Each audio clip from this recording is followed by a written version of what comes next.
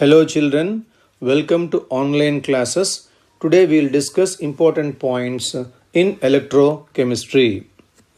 It is a branch of physical chemistry involving the study of relationship between electrical energy and chemical energy produced in redox reaction.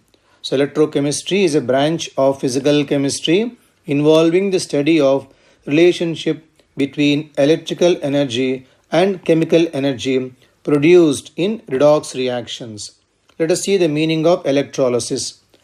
Electrolysis is decomposition of an electrolyte by passage of electricity through its aqueous solution or molten state. And the device used to study electrolysis is electrolytic cell. So decomposition of electrolyte by passage of current through aqueous solution or else through molten state is called electrolysis, and device used to study electrolysis is known as electrolytic cell. Now let us see the construction of electrolytic cell. Electrolytic cell consists of two electrodes, that is anode and then cathode, placed in electrolyte, something like say MX, electrolytic solution MX we have, and it is connected to the terminals of the battery. Anode is connected to the positive terminal of the battery and cathode is connected to the negative terminal of the battery. Let us now see the process. First of all, during electrolysis, ionization of electrolyte takes place. So you have taken MX electrolyte, ionizes to say M plus and then X minus we have. Now at cathode always cations move.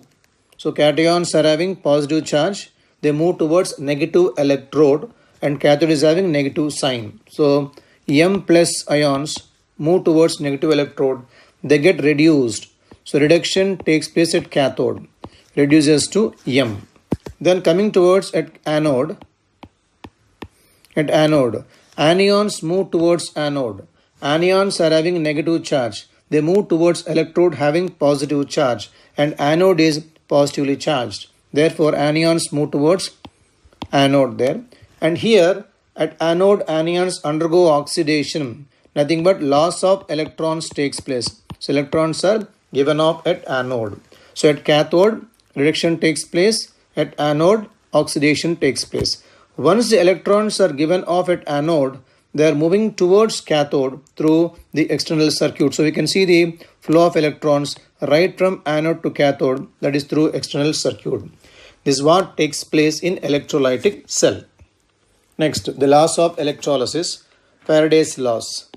First law, the mass of ion deposited on an electrode is directly proportional to the quantity of charge that is being passed. Amount of the quantity of charge being passed. The mass of ion deposited at an electrode is directly proportional to the quantity of charge that is being passed. So M is proportional to Q.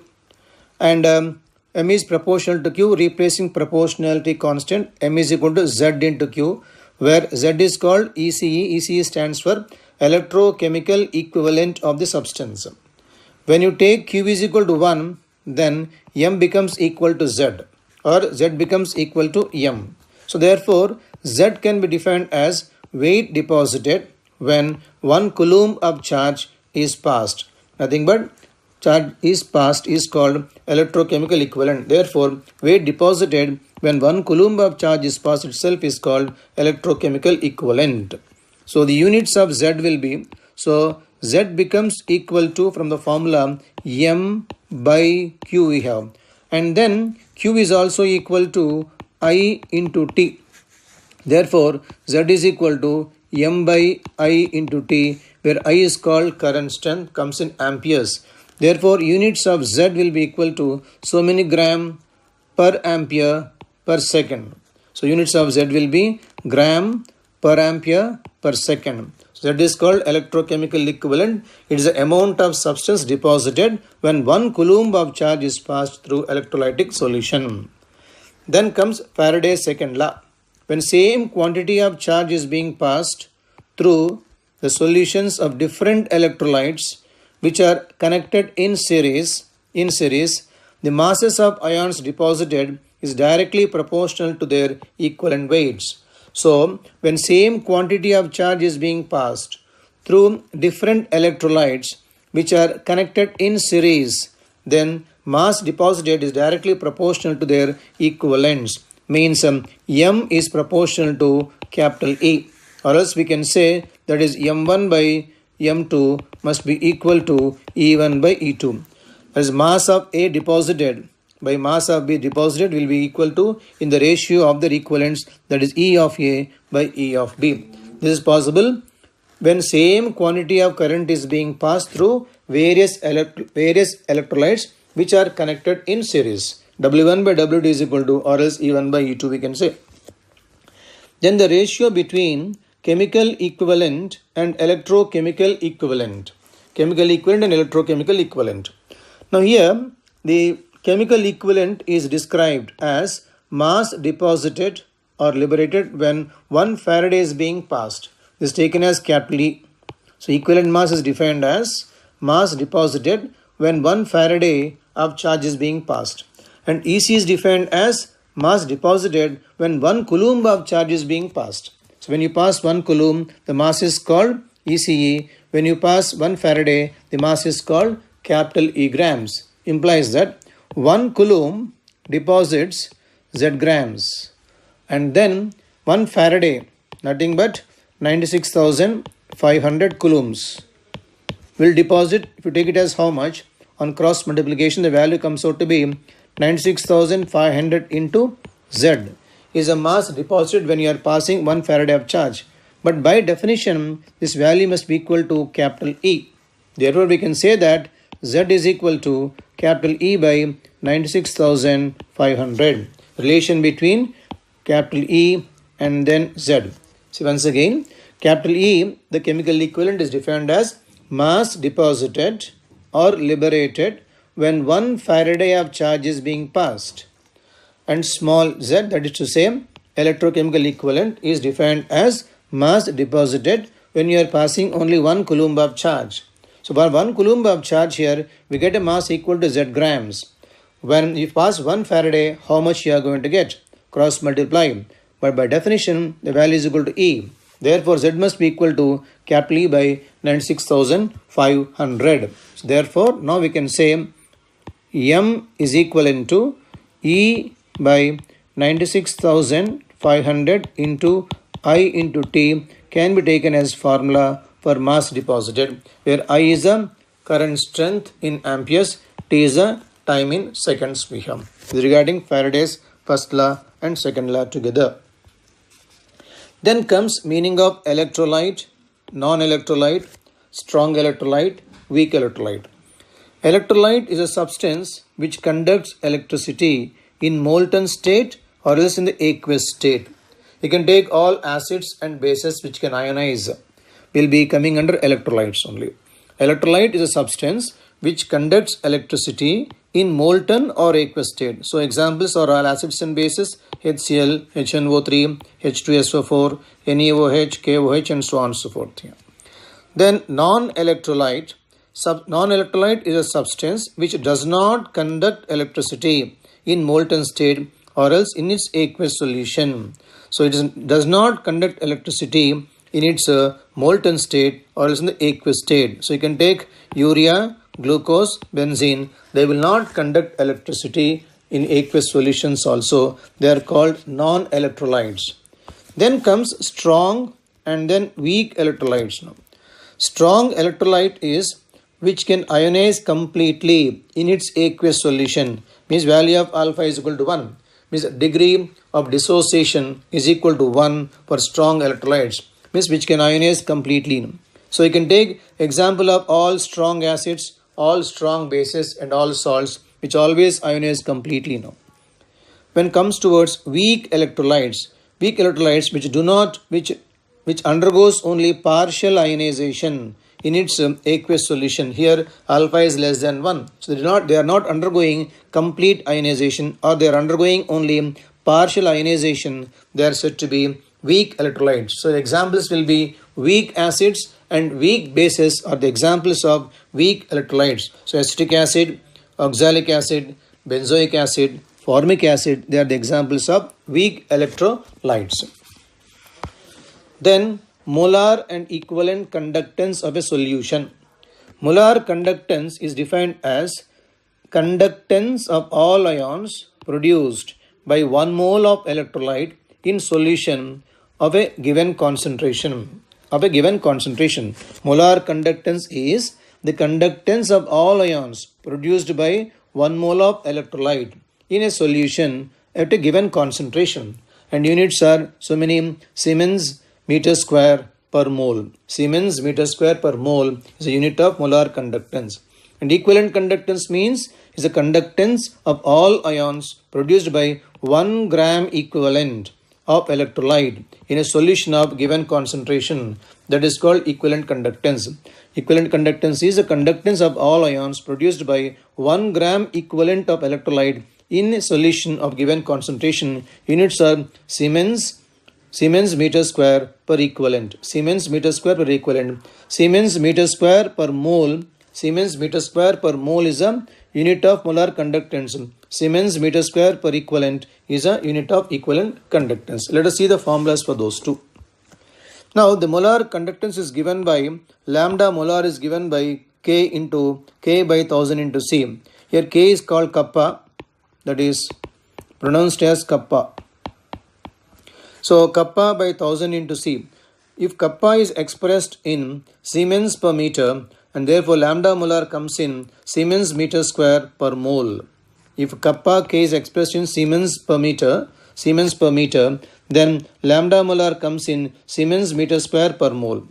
If kappa is expressed in Siemens centimeter per inverse, then lambda molar comes in Siemens centimeter square per mole. Then the formula comes out to be kappa into 1000 by C.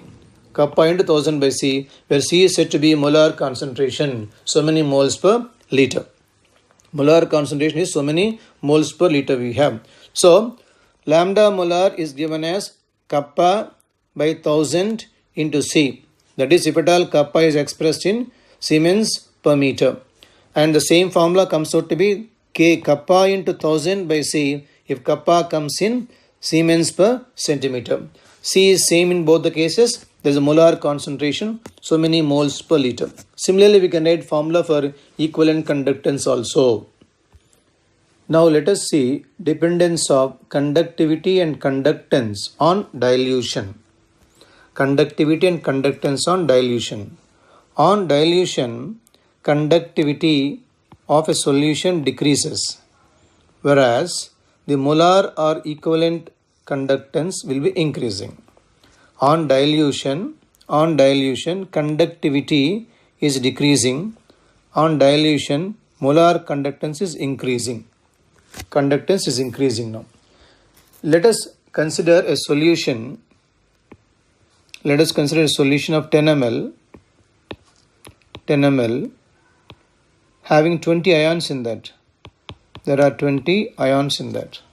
Now the conductivity is defined as conductance of ions per unit volume. So 10 ml there are 20 ions, means 1 ml has 2 ions in that. So the conductance of 2 ions itself can be taken as the conductivity now. Suppose we added same 10 ml water. We have diluted to 10 ml. We have added another 10 ml of water for this. Now the total volume became 20 ml now. Number of ions have not changed, but the number of ions in each cc has decreased now. Now 1 ml contains only 1 ion. Now conductance of 1 cc has reduced because number of ions have been reduced. So on dilution, number of ions per cc will decrease.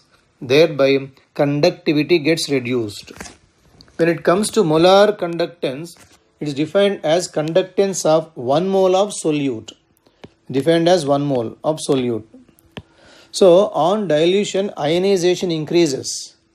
Thereby number of ions increase in 1 mole. Hence molar conductance increases. So molar conductance is conductance per 1 mole of electrolyte.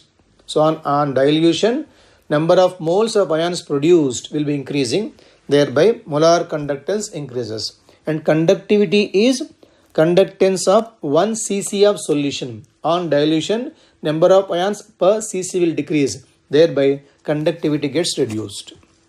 Now, but in the case of strong and weak electrolytes, the increment is not same. Means both will not experience the same increment now. More increase can be seen in the case of weak electrolyte, whereas less increase can be seen in the case of strong electrolyte. So in both the cases, we can see increase of conductance, but conductance will not increase to same extent in both the cases. More is seen in the case of weak electrolyte, and less increase is seen in the case of strong electrolyte. Let us see here. Now in the case of weak electrolyte, suppose acetic acid here, alpha is less than 1. On dilution, the value of alpha starts increasing now. Means number of ions also start increasing on dilution now. When the number of ions start increasing, we can see increase of conductivity. That can be seen like this here. There is increase of conductivity here now. It is increasing here. Because alpha is less than 1 initially. On dilution, alpha is increasing now. Thereby ions are increasing. Hence, we can see increase of conductance. When it comes to strong electrolytes, say like KCl solution, already alpha is 1 for KCl solution. So on dilution, alpha cannot increase. Number of ions cannot increase on dilution. But inter-ionic forces between these K plus and Cl minus ion, they decrease. Because of this, only a small increase of conductance can be seen. So we can see only small increase here of conductance can be seen in the case of strong electrolyte. So in both the cases, we can see increase of conductance, but the value will not be same. In the case of weak electrolytes, we can see more increase can be seen. In the case of strong electrolyte, we can see only lesser increase of conductance. Then comes towards Colorage law. It states that at infinite dilution, when dissociation of electrolyte is complete, each ion makes a definite contribution towards molar conductivity of electrolyte, irrespective of the nature of other ions with which it is associated. So it states that infinite dilution, when dissociation is complete, each ion makes a definite contribution to molar conductivity of electrolytic solution. Doesn't depend upon nature of other ions with which it is present.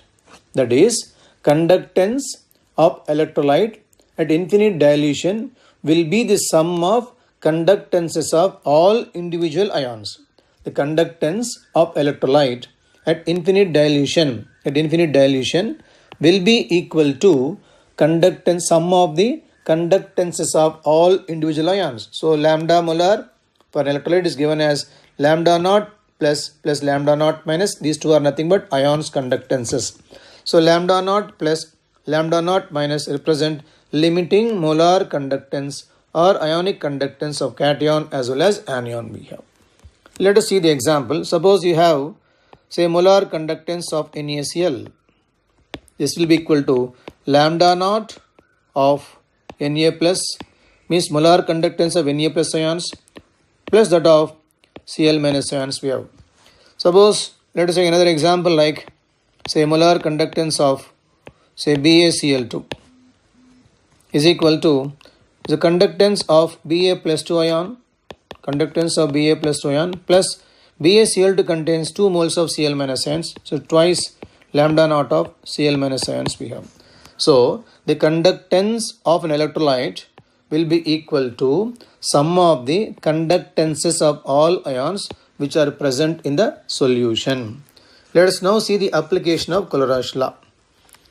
It is in the determination of molar conductance at infinite dilution of a weak electrolyte, otherwise which cannot be found out from graphical representation. Other one is we can find or we can determine degree of dissociation of a weak electrolyte. For this, alpha will be taken as lambda molar by lambda naught molar will be taken. So lambda molar will be conductance at a given concentration There will be conductance at infinite dilution. So ratio of these two will give us alpha, which is nothing but degree of dissociation.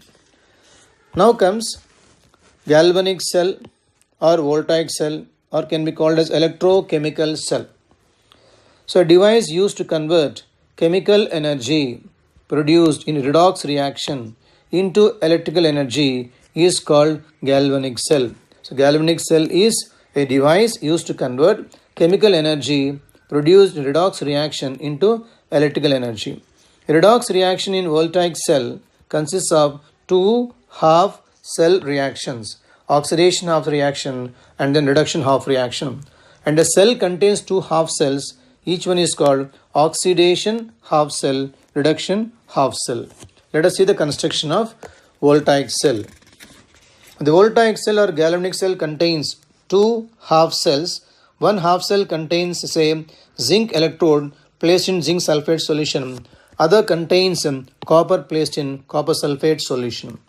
Zinc undergoes oxidation when placed in zinc sulfate solution. So zinc will be undergoing oxidation. It gives rise to Zn plus 2.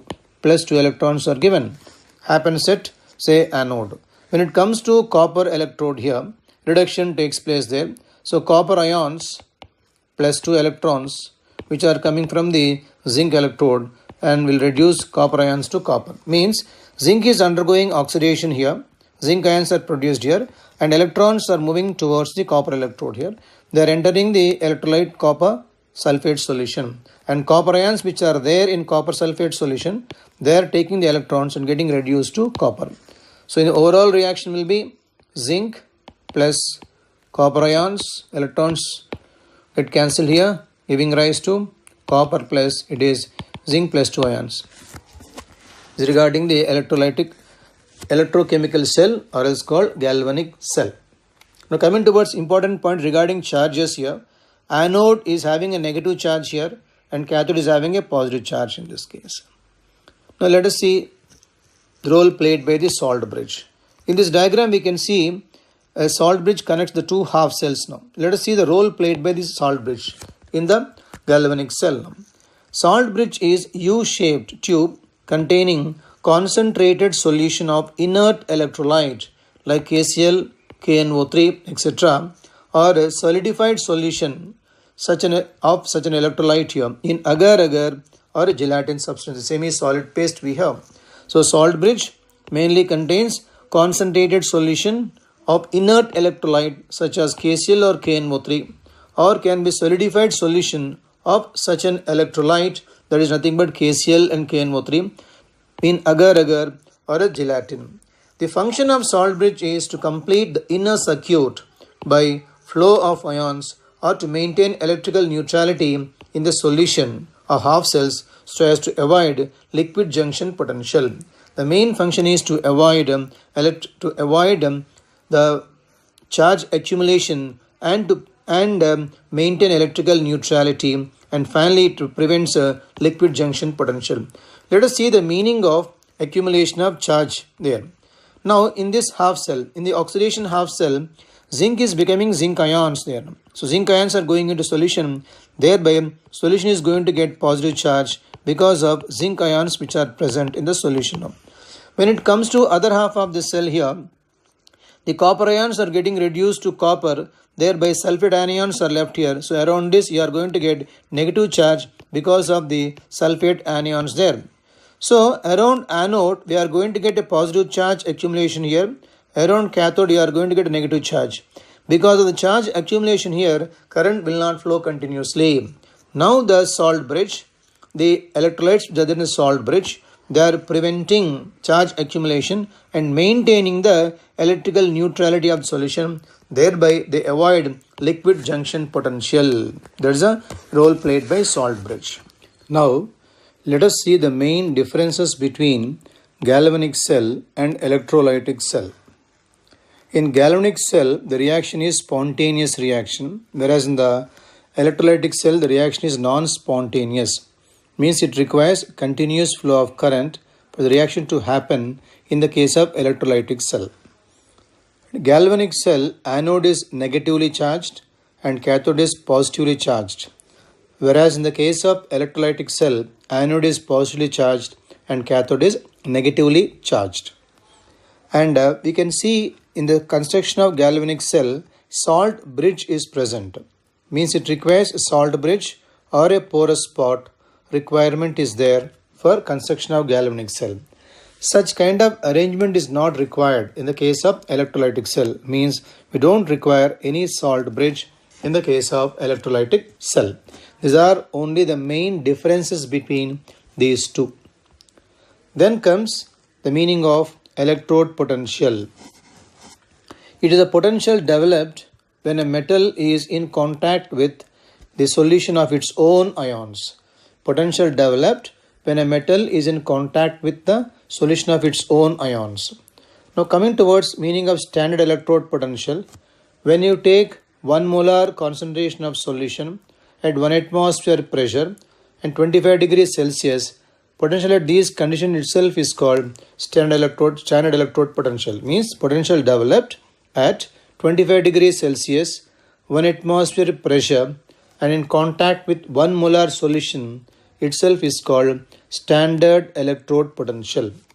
The absolute value, that is E naught value, cannot be determined because oxidation or reduction half cell reactions cannot occur alone. So we cannot find out absolute value of E naught because half cell reactions will not occur alone.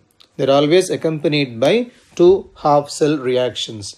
So it is determined only by using a reference electrode. A reference is used in the cases to measure the electrode potential. And for reference electrode, we use normal hydrogen electrode used as a reference electrode to find out the potential of other electrodes. Let us now see the construction of a reference electrode. That is also known as standard hydrogen electrode. So this consists of a glass tube through which hydrogen gas is passed at a pressure of 1 atmosphere. H2 gas is bubbled over the platinum plate here, which is placed in 1 molar solution of H+. We have here 1 molar solution, that is, this solution is 1 molar of H+ we have.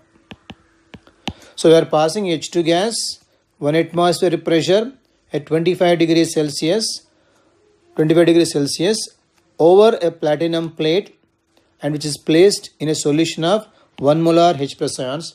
Then the potential developed itself is taken as 0. The reference for us potential is taken as 0. And this can be represented as platinum electrode supporter only for us and H2 gas passed at 1 atmosphere and this is in contact with H+ ions of 1 molar solution and its E naught value is taken as 0.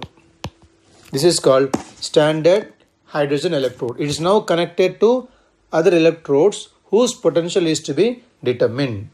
So standard hydrogen electrode consists of H2 gas bubbled over platinum electrode placed in solution of 1 molar H+ ions whose potential is taken as 0.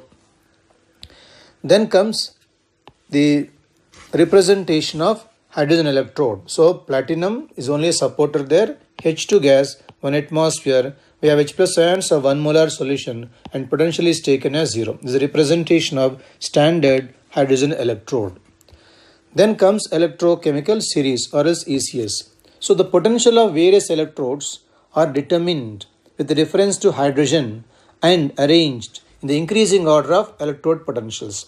The potential of various electrodes are determined with reference to hydrogen and arranged in the increasing order of their standard potentials, which itself is called electrochemical series. Nothing but arrangement of electrodes in increasing order of their standard electrode potentials itself is called electrochemical series. Let us see the uses of electrochemical series now. To predict the relative oxidizing and reducing power, higher the E naught value, that is going to be a stronger oxidizing agent. Lower the E naught value is going to be a stronger reducing agent. Suppose when you take the E naught values of say zinc ion value is equal to 0.76, we have negative value for this. Suppose you take silver potential is zero point 0.8 volts. We have is a positive value here. Among these two, zinc is said to be negative value, means lower value. So zinc is going to have oxidizing power when compared to silver ion. Silver ion is having a positive value. So higher negative SRP is supposed to be strong reducing agent. Higher positive SRP is going to be stronger oxidizing agent.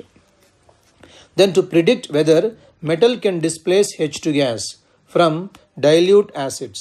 Again here also, metals with negative E0 value can displace H2 gas, whereas metals with positive E0 value cannot displace H2 gas. Again from these two metal ions here, zinc having a negative value can displace H2 from HCl solution, whereas silver having a positive value cannot displace hydrogen from the acids. So we can know which metal displaces hydrogen from acids by seeing their electrode potential values.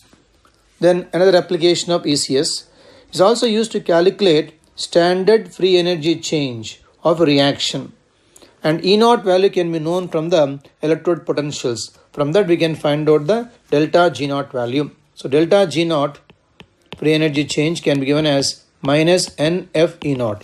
This E0 value can be known from electrochemical series, and value of N nothing but number of electron transfer. F is a value of the Faraday. From this we can know the standard free energy change of the half reaction.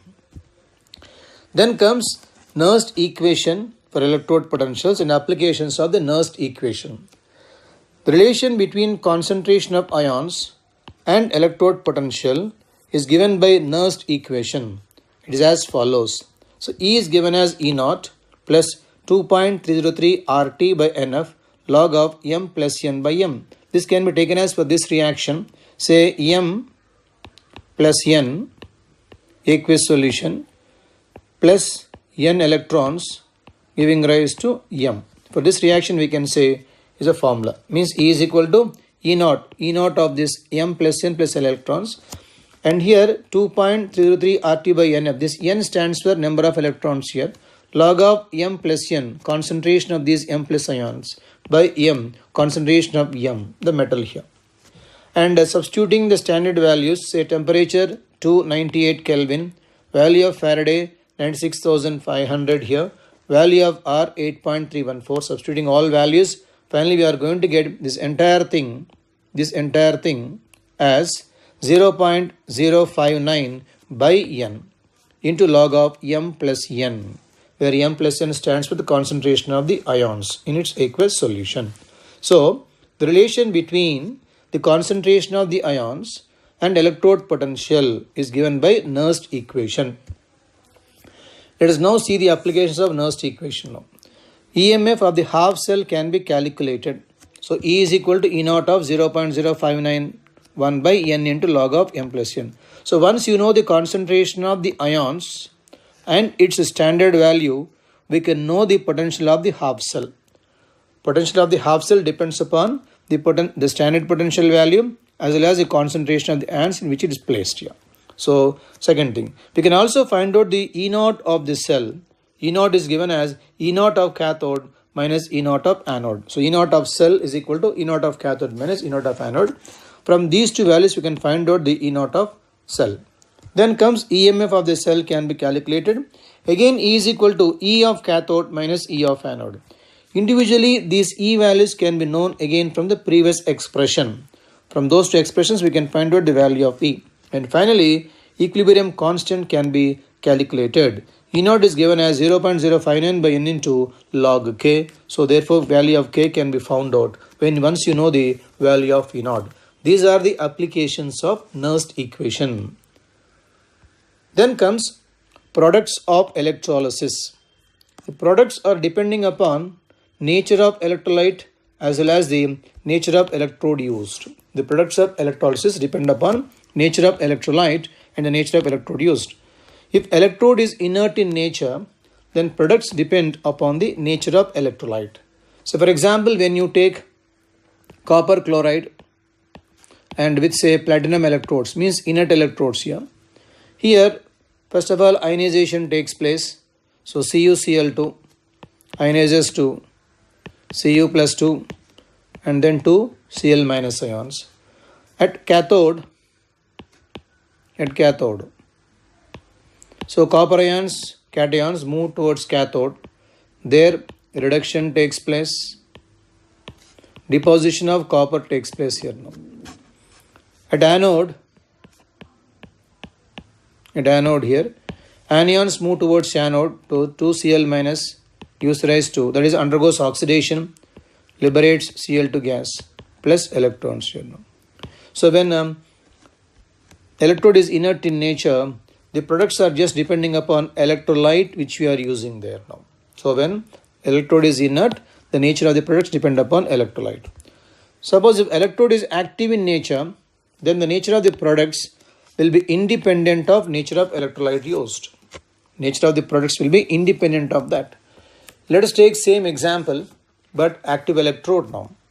Let us take CuCl2 solution, now having copper electrodes now. CuCl2 but copper electrode. Now here at anode,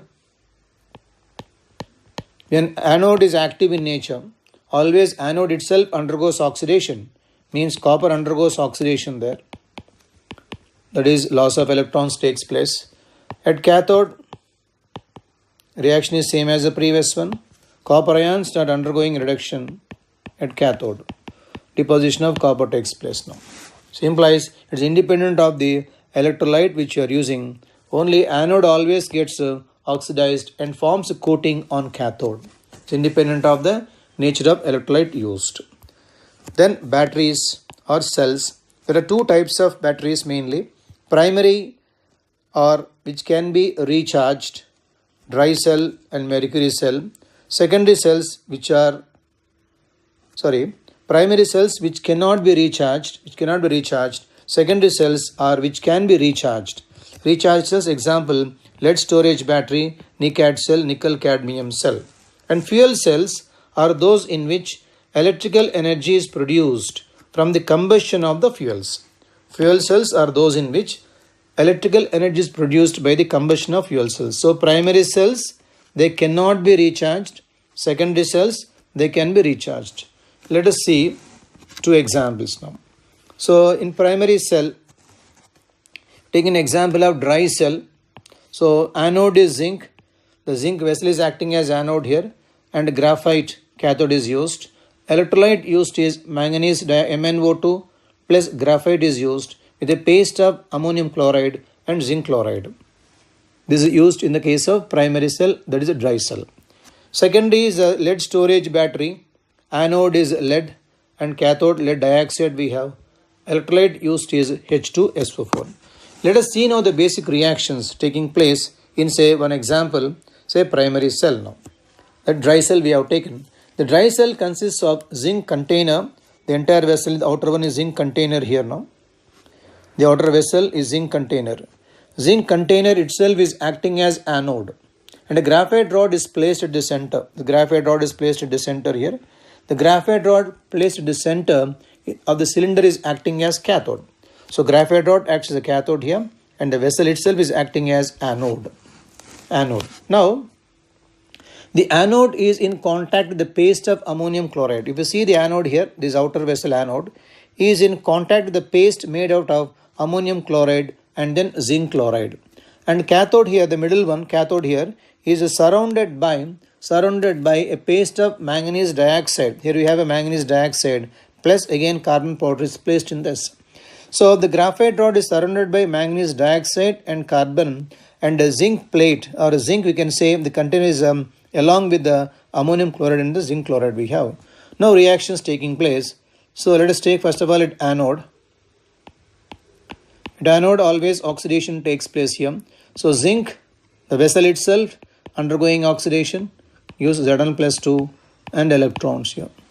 Coming towards cathode, cathode is here carbon cathode, and substance present along with the cathode is MnO2 and graphite. MnO2 now takes up the electrons. So therefore at cathode, MnO2 is having plus 4 state here. MnO2, we have a paste around this, so there should be moisture also in that. Will take up the electron here, giving rise to It forms here MnOOH, basic manganese oxide plus hydroxide ions are been given here. And here the state is +3 now. So +4 is becoming +3, means it requires only one electron there now. When you see the overall reaction here, so zinc plus MnO2 plus H2O giving rise to, it will be Zn plus 2 plus MnOOH plus OH minus we have. Actually we are getting here, we require one electron, we are getting here 2 electrons. We need to multiply everything into 2 and then 2. This is the overall reaction we wrote here. That is a zinc is acting as anode and MnO2 is accepting electrons here. So graphite is acting as a cathode. This is regarding dry cell and main reactions of dry cell. So with this we have come to an end electrochemistry. Today we will discuss important points from solutions and colligative properties. First let us see the meaning of solution. It is a homogeneous mixture of 2 or more substances is called solution. Then comes meaning of binary solution. A solution which contains 2 substances is called a binary solution. Next, meaning of dilute solution. A solution containing very small amount of solute and large amount of solvent is called dilute solution. So, solution is homogeneous mixture of 2 or more components. Binary solution means a solution which contains 2 components. Very dilute solution means a solution which contains very small amount of solute and large amount of solvent in that. Now first, molality and mole fraction. Molality is defined as number of moles of solute dissolved in 1 kilogram of solvent. Number of moles of solute in 1 kilogram of solvent.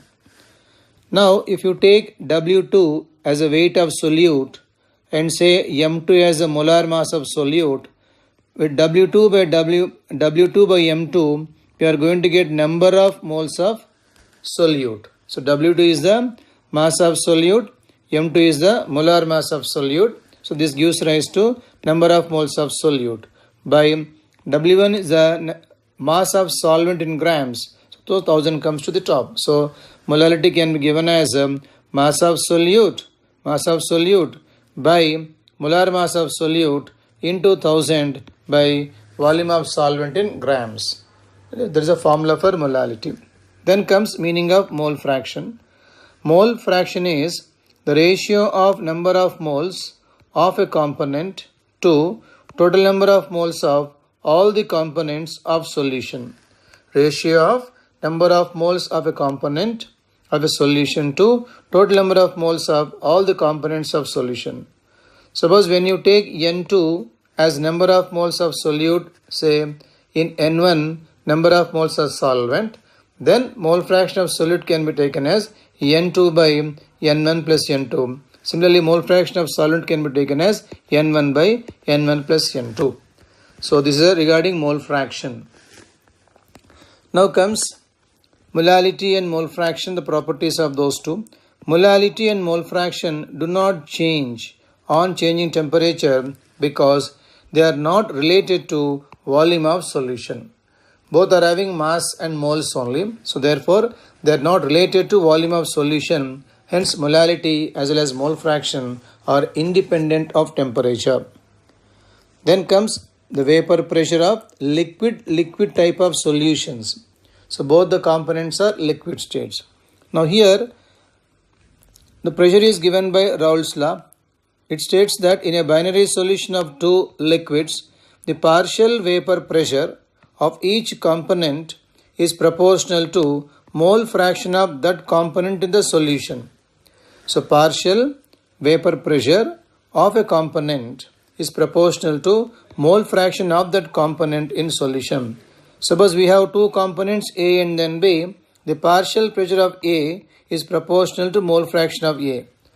Partial pressure of B proportional to mole fraction of B. Means we have a solution having 2 components A and then B, and respective mole fractions are XA, EXB. Now the pressure, partial vapor pressure is PA and then PB.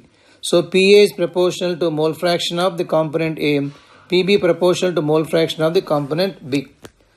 Removing the proportionality constant here, PA is given by P naught A into XA, where P naught A is nothing but the vapor pressure of pure component A. Similarly, PB is given as P naught B into XB, where P naught B is the vapor pressure of pure component B. When you take the total pressure of entire solution, which is taken as PT, will be equal to P naught A into XA plus P naught B into XB. So P naught A XA plus P naught B XB gives the total pressure of the entire system. Then next, the meaning of ideal solution. So we now know the partial pressures of both the components now. A solution which obeys the Raoult's law at all temperatures and all concentrations is called ideal solution. So for ideal solution, the total pressure must be equivalent to, for ideal solution, PT should be equal to P naught A XA plus P naught B XB. This is for ideal solution. In an ideal solution, force of attraction between the molecules in pure state is same as that in solution. Suppose there are two components A and then B. The interaction between the A and then B in the solution should be same as interaction between A as well as B and B in respect to solvents or respect to components. Then that is said to be ideal solution. In ideal solution, interaction between say solute and solvent will be same as solute-solute interactions as well as solvent-solvent interactions. And enthalpy of mixing and enthalpy of change in the volume will be equal to 0 for an ideal solution. And examples will be, they must have similar force of attractions present between the components. Let us see the basic differences here. So ideal solution and non-ideal solution has two different types further, positive deviations and negative deviation we have now.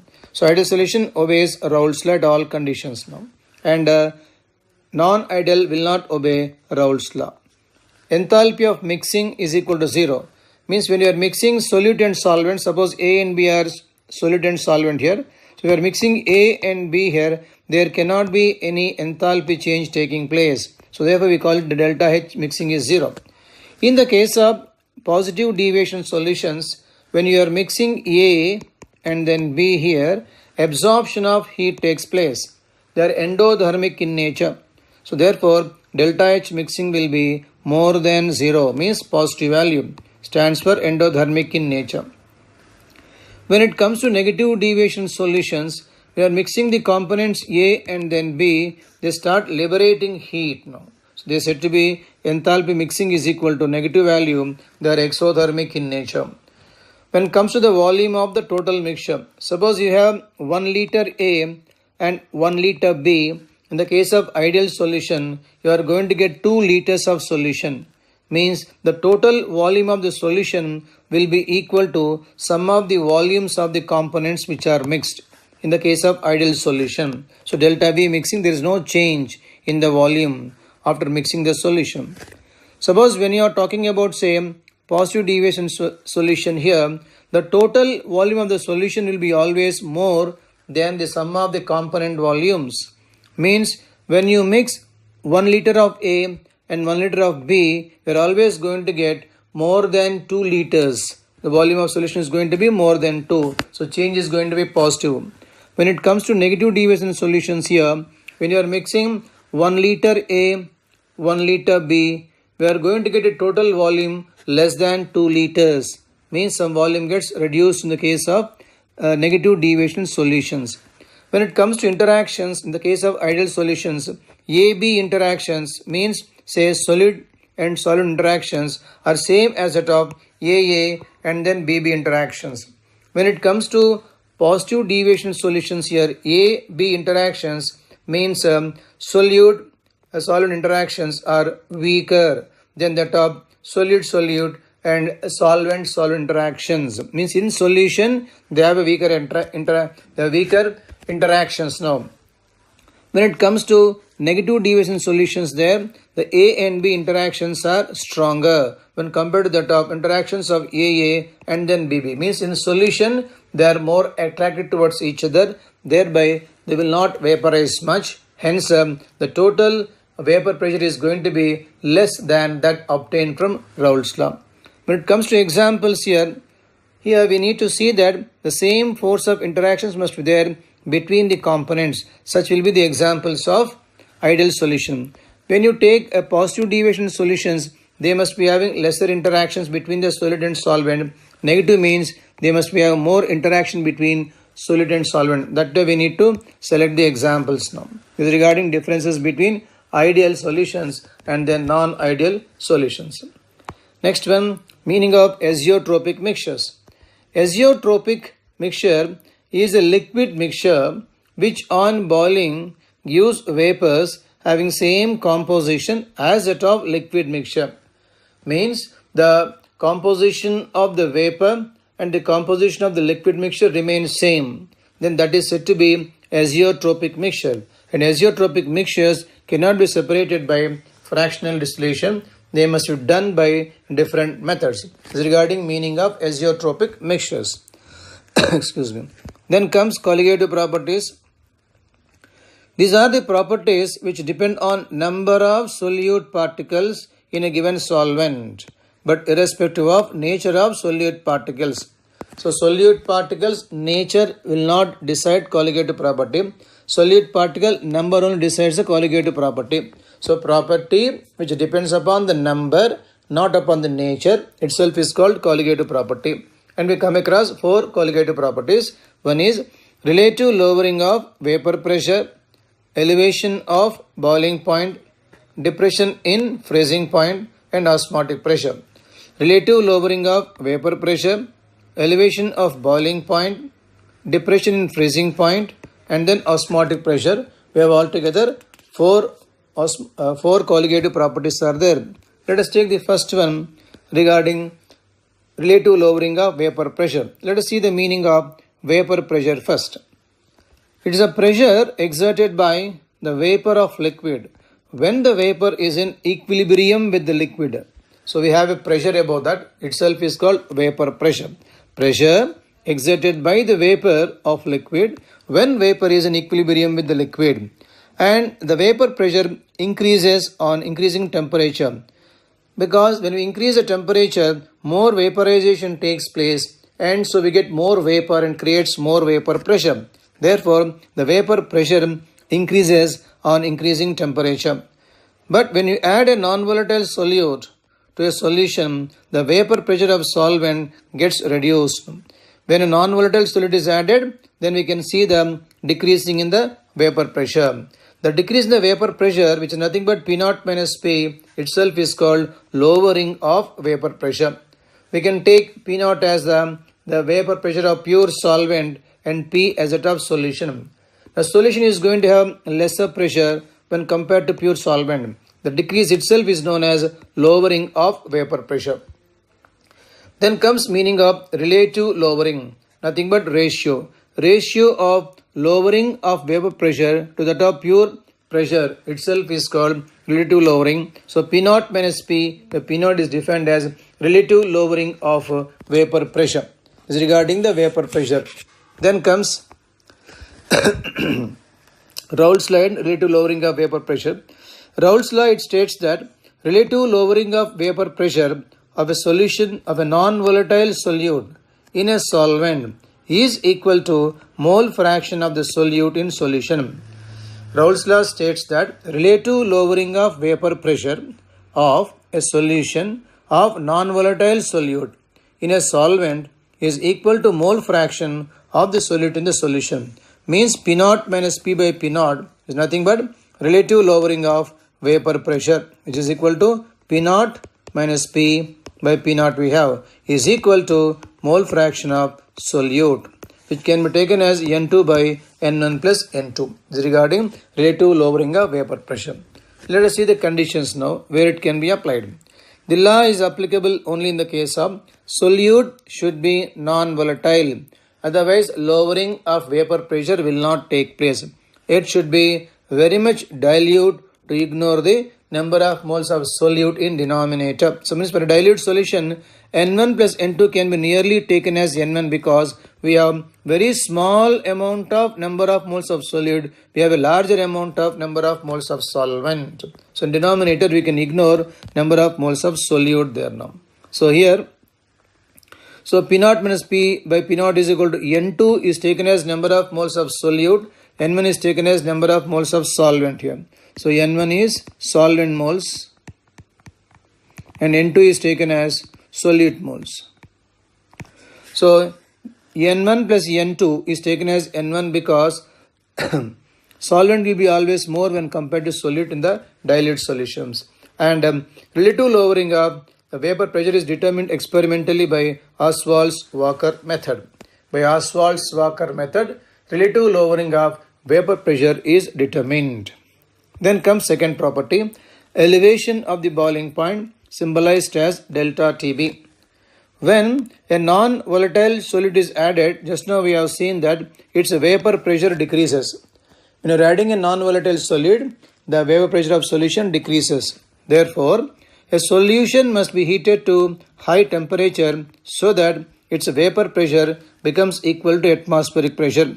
We know that boiling point will be the temperature at which the vapor pressure must become equal to atmospheric pressure. When a solution has lesser vapor pressure, it must be heated to higher temperature so that the vapor pressure becomes equal to atmospheric pressure. That means, so the boiling point of solution is always higher than that of pure solvent. So boiling point of solution is higher than the boiling point of pure solvent. The difference in the boiling point delta Tb is found to be proportional to molality of solution.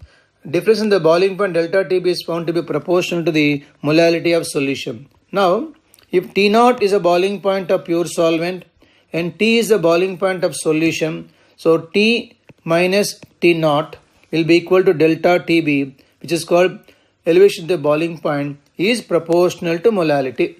And delta Tb is equal to Kb into m, where Kb is called molal elevation constant, also known as ebullioscopic constant. Ebullioscopic constant means it is a elevation in the boiling point for 1 molal solution. Means if you take small m is equal to 1, then delta Tb is becoming equal to Kb only. So therefore, Kb can be defined as elevation in the boiling point for 1 molal solution. So elevation in the boiling point is directly proportional to molality. Then comes a relation between the molar mass elevation in the boiling point. So here delta Tb is given as Kb into molality, which is equal to Kb into molality is equal to number of moles of solute by number of moles of by mass of solute in kilograms we have. So number of moles of solute can be taken as mass of solute. It is mass of solute by its molar mass into, let us take here mass of solvent. Mass of solvent. If it says in grams, then 1000 comes here now, which is equal to, if you take mass of solute as say mass of, now complete, here they are given as molar mass here. So we require molar mass of substance then now. This is equal to delta Tb is equal to Kb into. Now Kb into this, so molar mass is equal to, so molar mass will be equal to, so mass of solute, that is Kb is there, Kb into mass of solute into 1000 is present, 1000 by delta Tb on cross multiplication, delta Tb into it is mass of solvent. Mass of solvent we have. So means molar mass can be taken as Kb into W2 into 1000 here. W2 is taken as mass of solute for us, mass of solute, and W1 is taken as mass of solvent there. So using this relation we can find out, that is to say delta Tb is equal to Kb into molality. Molality must be expanded further. From that we can know the molar mass of solute also. Now, from thermodynamics, it can be shown that Kb is related to boiling point of pure solvent. So, Kb is equal to RT naught square by 1000 into Lv. Here T naught stands for boiling point of pure solvent. Lv stands for latent heat of vaporization. So, Kb is given by RT naught square by 1000 Lv, where T naught is equal to boiling point of pure solvent. Lv is equal to latent heat of vaporization. This is regarding elevation the boiling point. Then comes depression in the freezing point.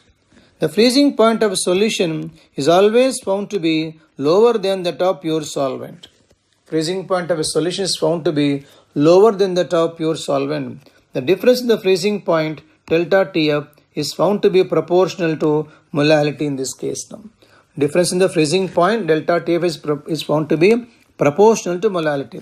If you take T naught as a freezing point of pure solvent and a T as that of the solution here, T naught minus T can be taken as delta Tf, which is called a depression in the freezing point. So solution is going to have always lesser freezing point when compared to that of pure solvent. Now it is being proportional to molality. Therefore, delta Tf is equal to Kf into molality, and here Kf is called molal depression constant, or else called cryoscopic constant. Cryoscopic constant, and then is defined as depression of freezing point for 1 molal solution. Here also, when you take molality m is equal to 1, then you are going to get delta Tf as Kf only. So therefore, cryoscopic constant is defined as depression in the freezing point for 1 molal solution. We can expand molality further by mass of solute by molar mass of solute into 1000 by volume of solvent in grams we can take, and changing you are going to get molar mass of solvent as molar mass as that of M2 is given to us. Means formula is same thing only, delta Tf is equal to Kf. Expand molality as moles of solute. So moles of solute by mass of solvent. Mass of solvent here, it should be in kilograms now. Again, moles can be expanded further, that is a mass of solute by molar mass of solvent, molar mass of solute we can take.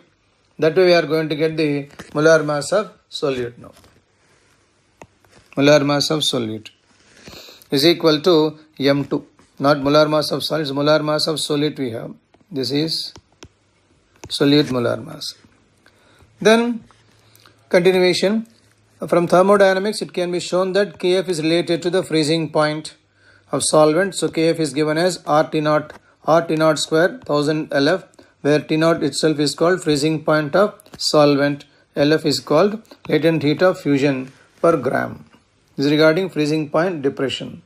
Then comes osmosis, the phenomenon in which solvent molecules move from a solution of lower concentration of solute to a solution of higher concentration of solute through semi-permeable membrane is known as osmosis. The phenomenon in which solvent molecules move from a solution of lower concentration of solute to a solution of higher concentration of solute through semi-permeable membrane is called osmosis. And meaning of this semi-permeable membrane is semi-permeable membrane is a membrane through which only solvent molecules can pass but not solute particles. The membrane through which only solvent molecules can pass but not solute particles. This has been repeated here twice, so ignore this. In which only solvent molecules can pass but not solute particles. Then comes the formula for osmotic pressure. Now, osmotic pressure is given by Van 't Hoff's equation. According to Van 't Hoff's equation, the osmotic pressure is given by pi is equal to CRT, where C is equal to concentration in terms of molarity. And C can be taken as mass of solute by molar mass of solute and then divided by volume. Volume should be in liters, where C is a concentration in terms of moles per liter. Means C can be replaced by even M also, where M stands for molarity. So pi can be taken as is M into R into T, where M stands for molarity of solution. So if at all the osmotic pressure is given in atmospheres, then value of R comes out to be 0.0821 in the formula. If you are giving osmotic pressure in terms of Pascal, then value of R comes out to be 8.314. So the osmotic pressure is given by the formula pi is equal to mRT, where M stands for the molarity of the solution. Then the meaning of osmotic pressure. It is a minimum excess pressure that has to be applied on solution just prevent the entry of solvent into the solution through semi-permeable membrane. The excess pressure that must be applied on solution so that it prevents the entry of solvent into solution through semi-permeable membrane. Means we are trying to prevent the osmosis. To prevent osmosis, amount of pressure that must be applied itself is called osmotic pressure. The meaning of isotonic solutions. Now, different solutions having same osmotic pressure at same temperature are called isotonic solutions. Implies isotonic solutions will have same molar concentrations if there is no dissociation or else association of solid particles. So concentrations will be remaining same in isotonic solutions. Then comes hypertonic solution. Hypertonic, a solution having higher osmotic pressure itself is called hypertonic solution. When it comes to hypotonic solution means a solution having lower osmotic pressure itself is called hypotonic solution with reference to another solution. Then abnormal colligative properties. Colligative property mainly depends upon number of solute particles, and solute should not dissociate nor associate. Suppose if solute dissociates, in the solution now contains more number of particles than expected if it dissociates now. In such a case, the observed colligative property will be higher than the expected one. We have more particles in solution because solute is dissociating. So more particles are there. Thereby, the observed colligative property is going to be higher than the expected value. And colligative property is inverse to molar mass. So thereby, observed molar mass is found to be lesser than the expected molar mass now. Colligative property proportional to number of particles but inverse to the molar mass of the substance. Suppose if a solute undergoes association, then you are going to have less number of particles in solution. Then solution contains a lesser number of particles than expected. In such case, observed colligative property would be less than the expected value, and therefore observed molar mass is going to be more than the expected value. So a solute should not dissociate or associate. If it dissociates or associates accordingly, colligative property observed values are going to be different. Now the meaning of Van't Hoff factor I. The ratio between experimental colligative property and a theoretical colligative property is taken as Van't Hoff factor I. That is to say, experimental Cp by theoretical Cp itself is called Van't Hoff factor I. So I is equal to taken as experimental Cp value by it is theoretical Cp value. So we can know the experimental value if you know the value of I into theoretical value now. Now how to get the value of I? Relation between the Van't Hoff factor and the degree of dissociation. In the case of dissociation, alpha will be given as I minus 1 by n minus 1. Alpha is called degree of dissociation. I is a Van't Hoff factor, and the value of n depends upon the solute. Suppose if NaCl is taken, then the value of n will be equal to 2 because NaCl gives us 2 particles per mole. And if you take suppose BaCl2 is given to us, so n value become equal to 3 then now. Suppose you have taken Al2SO4 taken thrice here, total number of particles here n is equal to 5. In that way, number of particles given by a molecule can be taken as value of n in this case. Suppose we have association, then the formula will be I minus 1 by n minus 1, and 1 by n minus 1 here, n is a degree of association there. In this case, suppose we have a dimer, something like say CH3COOH, it undergoes dimerization. So 2 here now, we are going to get here CH3 COOH taken twice. Then the value of N is taken as 2. So value of N is equal to 2 in the case of dimerization. Trimerization, N is equal to 3. Tetramerization is equal to 4, and so on and so forth. This is the relation between the Van 't Hoff factor and degree of dissociation. Today we will discuss important points from solid state chemistry. First of all, meaning of solid substance.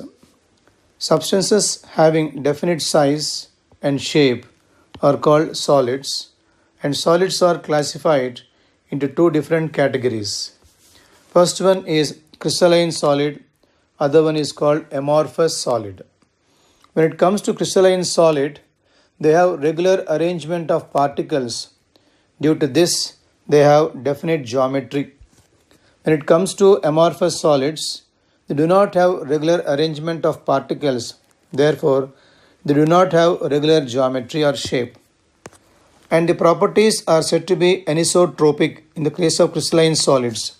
That is because they have physical properties such as refractive index, conductivity, different in different directions. Therefore, the properties are anisotropic. When it comes to amorphous solids, their properties are said to be isotropic because they have various physical properties same in all directions. They have same in all directions. They have different values in different directions in the case of crystalline solids. Hence, they are called anisotropic. So, isotropic stands for same properties in all directions. They have sharp melting point, and here they do not have sharp melting point. And coming towards, in the case of amorphous solids, when you are heating it, they first of all soften and start flowing down. In the case of amorphous solids, there is no sharp melting point. They have definite heat of fusion in crystalline solids. They do not have definite heat of fusion in the case of amorphous solids. When you take examples of crystalline solids, we can say sodium chloride, then potassium chloride, graphite. These are the examples of some of the examples of crystalline solids we have. Amorphous solids, we can take rubber, plastic, and say glass. They are said to be amorphous solids. Let us take now different types of crystalline solids. Types of crystalline solids. Crystalline solids may contain atoms, ions, or molecules at the lattice points. They may have atoms, ions, or molecules at the lattice point. Depending on the nature of these particles, there are four types of crystalline solids. Depending on the nature of the particles present at lattice points, there are four types of crystalline solids. First of all, ionic crystals. Now, ionic crystals contain cations and anions at their lattice points. So, for example, rock salt, that is NaCl. So, NaCl contains Na plus and Cl minus ions at the lattice points of the crystal. So, ionic crystal contain cations, anions at the lattice points. Covalent crystals. The covalent crystals contain covalently bonded atoms at the lattice points. So, for example, diamond. So, covalent crystals contain covalently bonded atoms at their lattice points. Coming towards molecular solids or molecular crystals, the molecular crystals contain molecules of chemical substances at the lattice points. They have molecules of chemical substances at the lattice points. These molecules are held either by van der Waals forces or dipole interactions or even by hydrogen bonding. Now, so these molecules are held by van der Waals forces or dipole interactions or hydrogen bonds. So, for example, dry ice, that is solid carbon dioxide, and solid ammonia are the examples of molecular crystals. So, molecular crystals contain molecules at the lattice points of the crystal. Then comes metallic crystal. Metallic crystal contains metal ions at the lattice points submerged in a sea of electrons. So, metallic crystals contain metal ions in the lattice points submerged in the sea of electrons. And metallic bond strength depends upon the number of electrons involving in the metallic bond.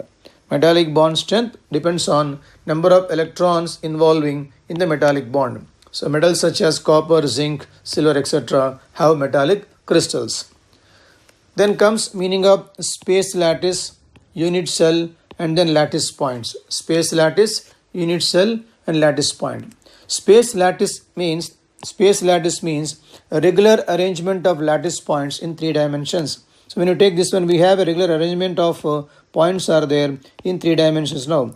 The entire thing can be called as space lattice now. This is called space lattice. So space lattice contains a regular arrangement of lattice points in say 3-dimensional space. It's called space lattice. And the point in a space lattice, here, space lattice, which represents the constituent particle which may be atom, molecular ion, is called lattice point. So these are the lattice points which are actually representing the atom or ion in the space lattice now. And coming towards the meaning of unit cell, the smallest portion of entire space lattice, which when repeated in 3 dimensions generates the complete space lattice itself is called unit cell. The smallest portion itself is called unit cell, which actually gives the properties of the entire space lattice. So space lattice, unit cell, lattice points. So lattice points means the points which are actually representing atoms or ions or molecules in the space lattice. And the unit cell means the smallest portion which when repeated 3-dimensionally generates the entire space lattice. These are the definitions of space lattice, unit cell, and lattice points. Then the same thing repeated once again, the lattice, crystal lattice. Crystal lattice or space lattice is defined as regular pattern of lattice points which indicate 3-dimensional arrangement of atoms, ions, or molecules. Then lattice points. A point in a crystal lattice which represents the constituent particle which may be atom or molecular ion is called lattice point. And the smallest portion of space lattice which when repeated in 3 dimensions generates the entire crystal, and it represents the properties of the space lattice. Unit cell represents the properties of the space lattice. This is regarding the basic fundamental definitions. Coordination number. Coordination number is number of nearest neighboring particles present in crystal. Number of nearest neighboring particles present in a crystal itself is called coordination number. Let us take the previous structure once. If we take the middle one here, it is surrounded by altogether 1, 2, 3, 4, 5 and 6 now. It is surrounded by altogether 6 are there here. That is 1, this is 1 here, 2, 3, 4, 5 and 6.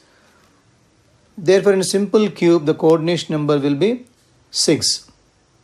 Now, similarly, the coordination number in body-centered cube will be 8 and in FCC will be 12. These are the coordination numbers. One has to remember. Simple cube, it is 6. Body-centered cube, 8. Face-centered cube, 12 we have. Next, types of cubic lattices. Simple cube has altogether 8 lattice points at 8 corners. So in the 8 corners we have, these are called lattice points. Altogether 8 lattice points are there in simple cube. When it comes to body-centered cube, total number of lattice points are 9 in number. So along with the corners we have 1 at the body-centered. So total number of lattice points are 9 in this case. Then comes in face-centered cube here. In face-centered cube, 8 at the corners and 6 at the face centers we have. There are the face centers. Total number comes to 14 lattice points in the face-centered cubic structure. These are the number of lattice points. Then comes how to calculate number of particles per each unit cell. Calculation of number of particles per each unit cell. Atom in the corner is shared by 8 unit cells now. Therefore, its contribution will be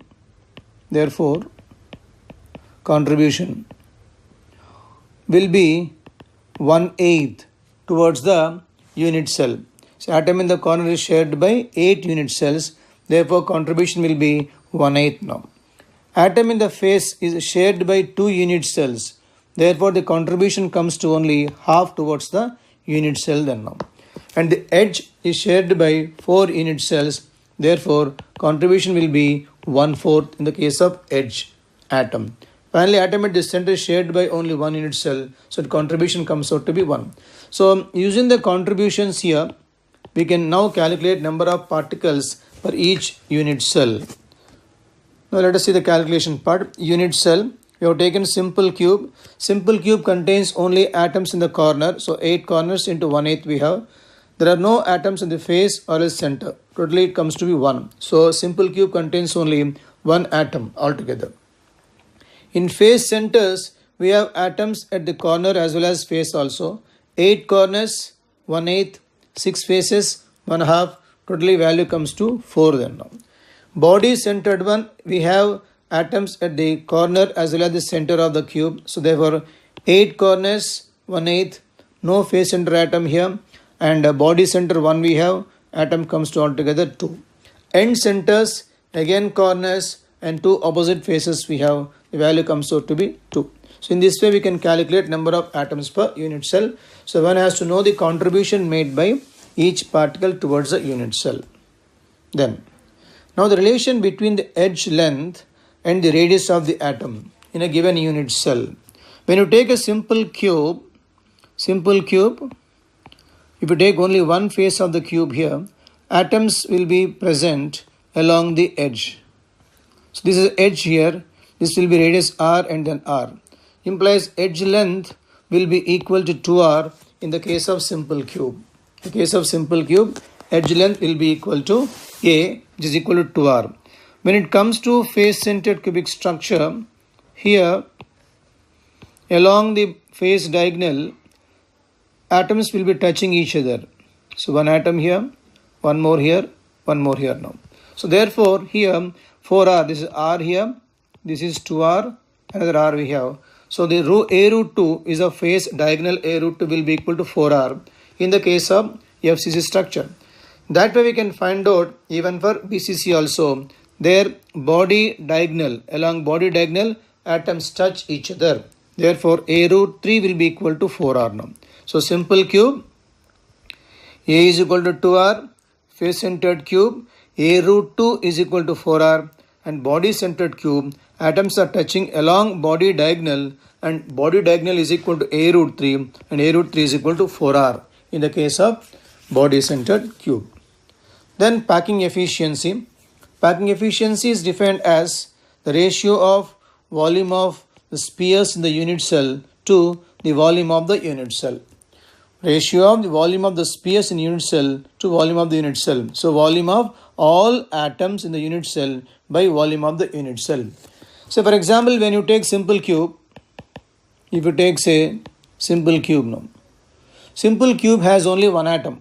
Simple cube has one atom altogether. Therefore, its packing efficiency will be equal to volume of that atom by volume of unit cell. Volume of unit cell we have. So therefore, you should find number of atoms of the unit cell and find out the volume of all the atoms of the unit cell divided by the volume of the unit cell. So on calculations, we are going to get packing efficiency for simple cube as 0.52, means it is 52% we have, and FCC 0.74, that is a 74% occupancy we have, and BCC we have 68%. So this can be done on calculations. So packing efficiency of simple cube 0.52, FCC 0.74, BCC 0.68 we have. Then next formula is the density of the unit cell. Density is given by mass of the atoms of unit cell by volume of the unit cell. Fundamental formula, as already know, density is equal to mass by volume. It is now mass of the atoms of the unit cell by volume of the unit cell. And formula it comes to be Z into M by A cube into N. Here Z stands for number of atoms per unit cell. Suppose it is a simple cube, value will be equal to Z is equal to 1 for simple cube, and body centered cube value is equal to 2, and FCC the value is equal to 4. That way the value of Z comes. M is the molar mass of the atoms which are present here. A stands for edge length and N is the Avogadro's number, the constant value. So density is given by Z into M by A cube into N. Then comes close packing in 3 dimensions now. There are 2 different types of packing we come across. AB type. So AB type is also known as HCP structure. Total number of lattice points are 17. Means if we count all the points here, say 1, 2, 3, 4, 5, 6, 7. That way we count all of them. The value comes to 17 lattice points are present there now. Now the number of atoms per unit cell is equal to 6 in this case. Because here the corner of atom is shared by 1/6 here. Corner is shared by 1/6. And the middle one, face one shared by means contribution is half we have. And the center one contribution is equal to 1 we have. Basic upon all these things means 1/6 into 12 and then half into 2 and 1 into 3 we have. Total number comes to altogether 6. So number of atoms per unit cell are 6 now. And coordination number is equal to 12. Suppose when you consider this atom here, around this we have 6, 1, 2, 3, 4, 5, 6. Above this we have 3, 1, 2, 3. Similarly below also we are going to get 3 if we continue the structure.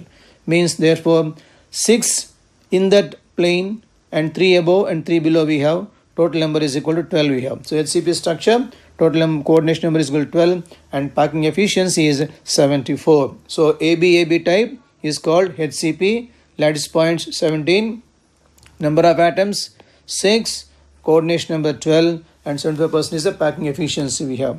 The next one is said to be ABC type we have, and it is also known as FCCRL CCP structure, cubic closed packing or face centered cubic structure we have. Number of lattice points are 14. Already we have seen the number of lattice points in FCC structure in the previous table.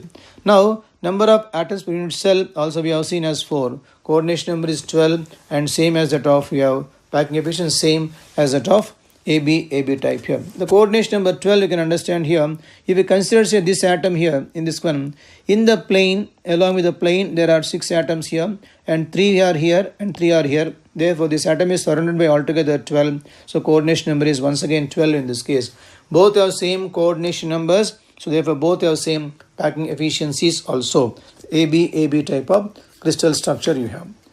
Then comes what are the properties of the cubic cells now.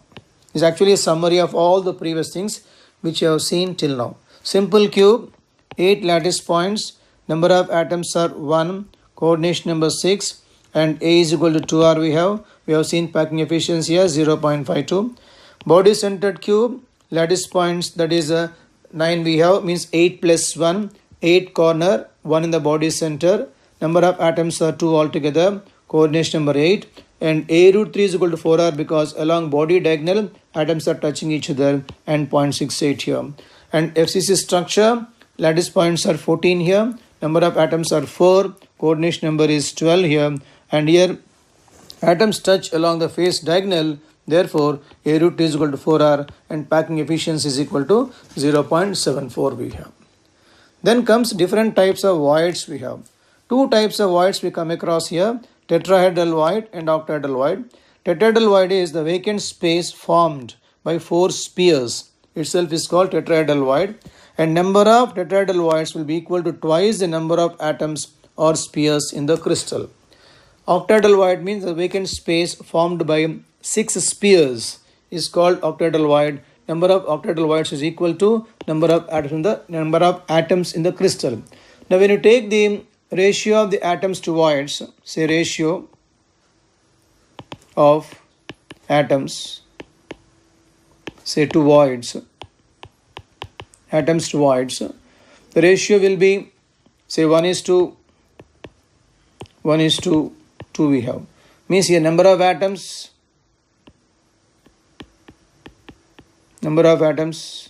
so 1 we have. Then this 1 will be octahedral void. The 2 will be tetrahedral voids we have now. So one atom will have one octahedral void and we have there two tetrahedral voids. So the ratio of the atoms to voids in all crystalline structures if they are close packed. There are two tables to remember in solid state chemistry. One is a limiting radius ratio table because the limiting radius ratio gives rise to coordination number and its structure.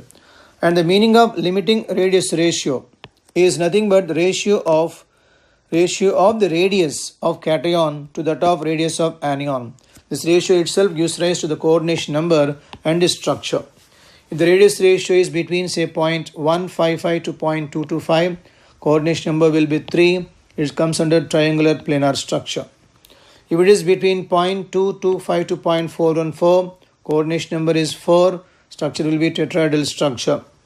If it is between 0.414 to 0.732, coordination number is 6, comes out to octahedral structure.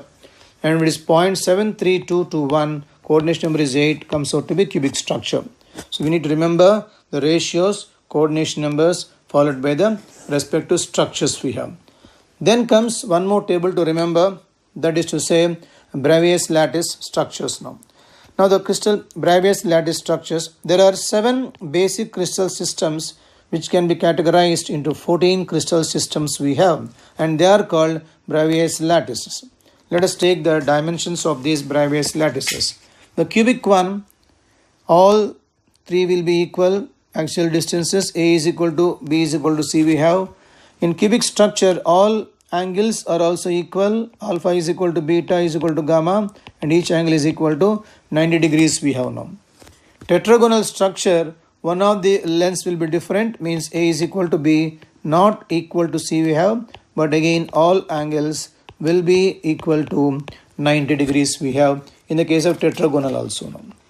Then comes orthorhombic form here, all lengths will be unequal, we can say, means no length is equal to other one now, but again here also all angles will be equal to each other and also equal to 90 degrees we have. And there are here in this one we have simple, body centered, face centered, end centered we have. So 4 structures are there in this structure. Then comes rhombohedral form. Once again all lengths are equal in this case, but angles are also equal, but no angle is equal to 90 degrees we have in this structure. So all are equal, all our angles are also equal, but no angle is equal to 90 degrees in this case now. Next comes hexagonal structure. Again one of the lengths is not equal to other one. 2 angles are equal, alpha and beta angle will be 90 degrees here, but gamma will be 120 we have. We have only one structure, a simple structure we have. Then comes monoclinic and triclinic structures we have. Monoclinic and triclinic, in all the structures here, no side is equal in any of these 2 cases now. All sides are different. When it comes to monoclinic here, 2 angles are same. Say alpha is equal to gamma is equal to 90 we have, but here beta is not equal to 90 in this case now. When it comes to triclinic structure, alpha not equal to beta, not equal to gamma here, and also not equal to 90 degrees we have now. So in completely, if you see the summary of all the structures here, most symmetric form is cubic form, because all lengths are equal, all angles are also equal, and each is equal to 90 degrees we have. And highly unsymmetric structure is triclinic structure. No side is equal, no angle is also equal in this case, and not equal to even 90 degrees for us now. With this we are done with Bravais lattices. Then comes defects in crystal structures. So stoichiometric defects. The point defect which do not disturb the stoichiometry of solid itself is called stoichiometric defect we have. And there are 2 types here. Schottky defect. This defect is caused when equal number of cations, anions are missing from the lattice, from the crystal lattice. Density of the crystal will be decreasing because number of ions are being lost. So ions are being lost means mass will be getting reduced, but volume of the crystal will not change, and therefore density gets reduced in this one. And these are normally shown by high coordination number compounds like NaCl, KCl, CaCl will have Schottky type of defect where a pair of ions will be missing and density also gets reduced.